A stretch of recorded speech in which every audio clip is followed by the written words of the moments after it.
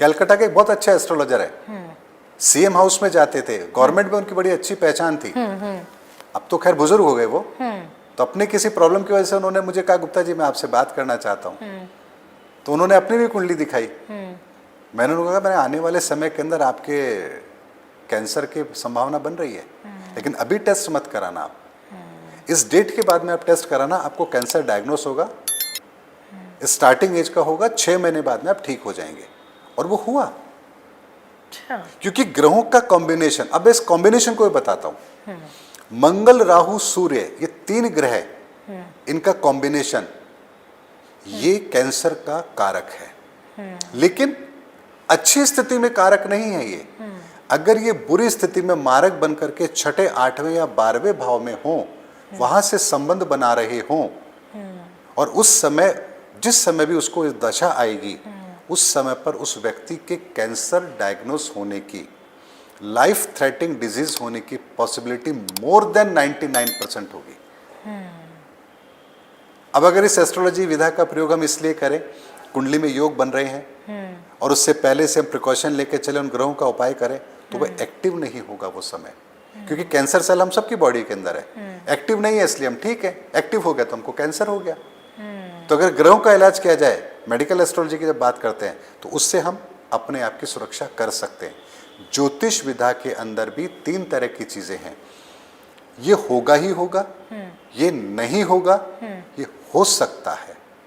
तो जहां हो सकता है हम केवल वही परिणामों को बदल सकते हैं, जो होगा उसको भी नहीं बदल सकते, जो नहीं होगा उसको भी नहीं चेंज कर सकते। इसीलिए ज्योतिष विधा के अंदर ऐसा नहीं है कि आपके पास हर समस्या का समाधान है, नहीं है। जो होना है वो होगा, जो नहीं होना है वो नहीं होगा। लेकिन जो हो सकता है, यानी कुछ कॉम्बिनेशन ऐसे होते हैं जहां आप अगर थोड़ा सा भी इस विधा का प्रयोग करके अपने लिए अगर कुछ उपाय करते हैं, तो आपको उससे राहत जरूर मिलेगी। मैं खुद इस बात को अपने जीवन में महसूस कर चुका हूं। मैं जब 11-12 साल का था, मेरे घर पर एक एस्ट्रोलॉजर आए थे। उन्होंने ऐसे ही मेरा हाथ देखा, एक हमारी बुआ थी, उनका हाथ देखा। उनका हाथ देख के उन्होंने कहा कि बेटा तेरी शादी जून तक हो जाएगी। उस समय जनवरी फरवरी का महीना था। हमने कहा 4-5 महीने बाद में और शादी हो जाएगी, अभी तो ऐसा कुछ है भी नहीं, कहीं लड़का नहीं देखा, कुछ नहीं देखा। मेरा हाथ देख के उन्होंने, बेटा तेरा आयु कम है, तेरी 32 वर्ष की आयु है, 32 वर्ष की आयु में तुझे मृत्यु तुल्य कष्ट आएगा। अब मैं शॉक्ड हो गया। लेकिन हुआ ये कि जब जून में उनकी शादी हो गई बुआ की, तब आप डर गए होंगे। तब मेरे को विश्वास हुआ, रे बात तो ठीक थी। मैंने कहा पर इन्होंने कहा कैसे? देखिए मैं डरा नहीं। मैंने कहा इन्होंने आखिर किस आधार पर कहा, अरे कौन सी विधा है, मुझे जाननी है। तो मैंने वहां से फिर हस्तरेखा देखना शुरू किया, वो सीखना शुरू किया, ज्योतिष सीखना शुरू किया।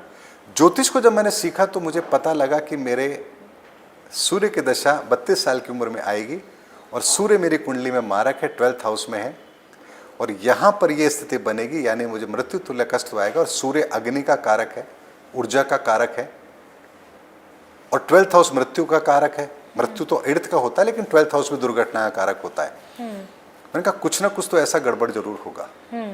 अब ठीक है, जितना जानते थे उतना ही किया। तो मैंने कहा मैं 4 व्हीलर चलाना नहीं सीखूंगा, ना रोड पे जाऊंगा, न कभी एक्सीडेंट होगा और न कभी ऐसी नौबत आएगी। मैंने 32 साल की उम्र तक 4 व्हीलर चलाना नहीं सीखा। लेकिन यकीन मानिए जब 32 की एज हुई, मुझे इलेक्ट्रिक शॉक लगा। ओह गॉड। यानी कि वही ऊर्जा, बिजली, करंट, अग्नि तत्व है, वही सूर्य मारक था। लेकिन चूंकि मुझे पता था कि ये मेरे साथ घटना होगी, क्या होगी वो तो उस समय पता लगेगा, क्योंकि सूर्य से संबंधित घटना है। लेकिन मेरे अष्टम का बृहस्पति मुझे सुरक्षा कवच दे रहा है। तो मैंने कहा ना, तीसरा परिणाम बदलने वाली बात, हो भी सकता है, नहीं भी हो सकता। तो मैंने कहा अगर मैं अपने अष्टम भाव को ठीक कर लूं, बृहस्पति को स्ट्रॉन्ग कर लूं, तो ईश्वर मेरी मदद जरूर करेगा। तो मैंने उसी समय से बृहस्पति की उस ग्रह के समाधान अपने लिए स्ट्रांगली किए थे। मैं पूरी तरह से सात्विक, भगवान पर विश्वास करने वाला, पूजा पाठ करने वाला, हनुमान चालीसा का पाठ करता था।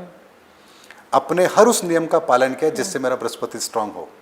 और यकीन मानिए, और यकीन मानिए 32 साल की उस उम्र में वो घटना तो घटित हुई, लेकिन मैं केवल 6 घंटे के सफर के बाद में वापस इस खतरे से बाहर आ गया। 1 मिनट तक मैं पोल से चिपका हुआ था, अरे बाप रे। और 1 मिनट इलेक्ट्रिक शॉक को बर्दाश्त करना ये किसी मिराकल से कम नहीं है। बिल्कुल सही बात है सर। और विश्वास करेंगे, उस दिन जब ये घटना घटित हुई, मुझे इमरजेंसी में हॉस्पिटल जब लेके गए, उस इमरजेंसी हॉस्पिटल में डॉक्टर, वो जो मेरे कजन का जूनियर था, इमीडिएट उसने मुझे अटेंड किया। ओटी के अंदर कई पेशेंट थे, डॉक्टर तुरंत वहां आए, सर्जरी हुई मेरे हाथ की क्योंकि कुछ इंजरी हो गई थी, कोलर बोन फ्रैक्चर हो गया था। लेकिन यकीन मानिए 6 घंटे के अंदर अंदर मैं बिल्कुल सही सलामत था। तो घटना तो घटित हुई, मृत्यु को टाला। इसीलिए मैं जब एस्ट्रोलॉजी की बात करता हूं तो मैं अपने जीवन में जब तक प्रैक्टिकल एक्सपीरियंस नहीं करता, मैं किसी बात को कहता नहीं हूं। अगर मैं कहता हूं कि एस्ट्रोलॉजी काम करती है, इसका मतलब मैंने उसको यूटिलाइज किया है अपनी लाइफ में। एस्ट्रोलॉजी कहाँ काम नहीं करेगी, इसका मतलब है वो नहीं करेगी, वहां वो दूसरा सिद्धांत लागू हो रहा है। सर ऐसे क्यों बोलते हैं फिर कि कर्मों से आप अपनी, जैसे आपने बोला कि एक चीज़ है जो होनी है, एक चीज़ है जो नहीं हो सकती, और एक चीज़ है जो हो भी सकती है, नहीं भी हो सकती है। अब कोई अड़ गया है कि ये तो मुझे करना ही है, हो सकता है उसके चार्ट में ये चीज़ नहीं लिखी है, तो क्या कर्मों से वो अपना नसीब काट सकता है? देखिए, एक बात आपको बताता हूँ। रावण ने भगवान शिव की तपस्या की, प्रसन्न किया, दशानंद को प्राप्त किया। लोग कहते हैं 10 सिर नहीं, 10 आनंद। यानी भगवान शिव ने रावण को वो 10 आनंद दिए थे जिसके द्वारा वो अपने जीवन को धन्य कर सकता था। वो भगवान शिव को अपने यहाँ स्थापित करना चाहता था उस सनातन प्रक्रिया के लिए। तो भगवान शिव ने स्वयं शिवलिंग उसको हाथ में दे दिया, कहा कहीं धरती पर रखना मत, ये जहाँ रखेगा वहां से उठेगा नहीं। अब उसके नसीब में शिवलिंग प्राप्त करना था, उसको मिल गया, लेकिन उसके कर्म, चूंकि मानसिक तौर पर वो विकृत है, अहंकारी है, तो यहां भगवान गणपति तो जानते थे कि क्या करेगा, क्योंकि प्रथम ज्योतिषाचार्य तो भगवान गणपति है। हाँ, बुद्धि के दाता है। तो वहां वो बालक का रूप लेके जाते हैं, उसको लघु शंका लगती है, उसके हाथ से शिवलिंग लेते हैं और वहीं रख देते हैं। रावण हाथ मलता रह जाता है। तो पुरुषार्थ तो उसका ठीक था। फिर उसके लंका तक वो शिवलिंग क्यों नहीं पहुंचा? क्योंकि विधि का विधान ये कहता था कि उस तक ये चीज नहीं जाएगी, क्योंकि इसका दुरुपयोग करेगा। तो इसीलिए बहुत सारी चीजें जीवन में ऐसी होती हैं जिन्हें बदला नहीं जा सकता, लेकिन अगर हम समय रहते उसके अनुसार कार्य करें तो परिणामों को बदला जा सकता था। एक लेटेस्ट उदाहरण देता हूं आपको।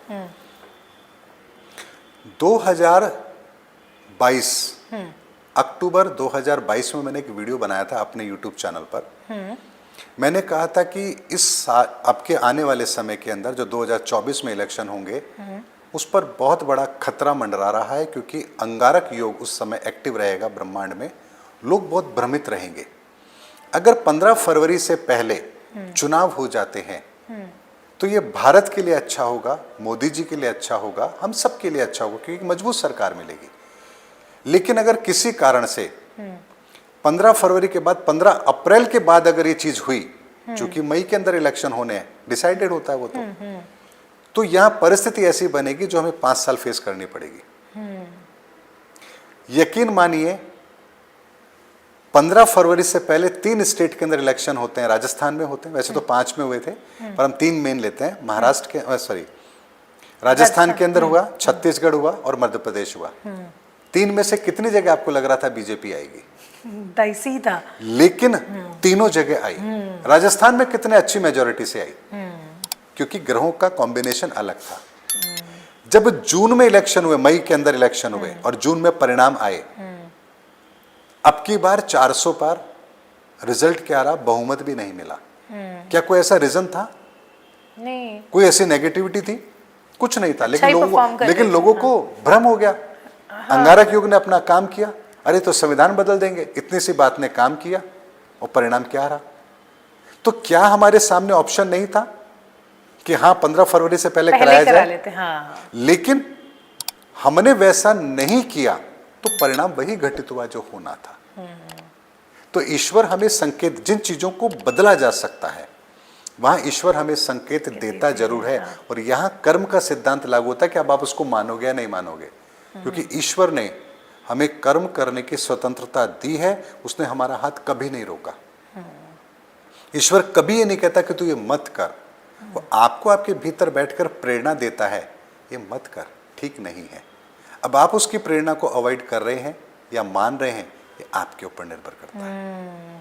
तो कर्म का सिद्धांत इतना साफ सुथरा है, जब आप अपने मन से कर्म करते हो तो वहां लालच, किसी तरह की काम वासना, कुछ दुर्विचार हो सकता है, लेकिन जब आप अपने अंतरात्मा की आवाज सुन के कर्म करेंगे तो उसमें पवित्रता होगी, शुद्धता होगी, उसमें कहीं कोई गलत हो ही नहीं सकता। नहीं होगी उसमें। हाँ। और इसीलिए कहा गया कि मन वचन कर्म तीनों से हमें शुद्ध होना चाहिए।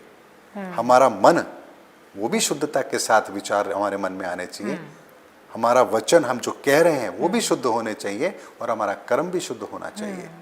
खाली ये नहीं कि हम कहते तो बुरे हैं और हम कर्म अच्छे करते। देखो मैं बहुत दान पुण्य करता हूँ, लेकिन दिन में 10 बार दूसरों को गाली देते हैं, दूसरों की को पीड़ा पहुंचाते हैं, दूसरों को अपमानित करते हैं, तो ये आपका कर्म श्रेष्ठ नहीं है। तीनों तरह से कर्म श्रेष्ठ होगा तो हमारा कर्म श्रेष्ठ कहलाएगा।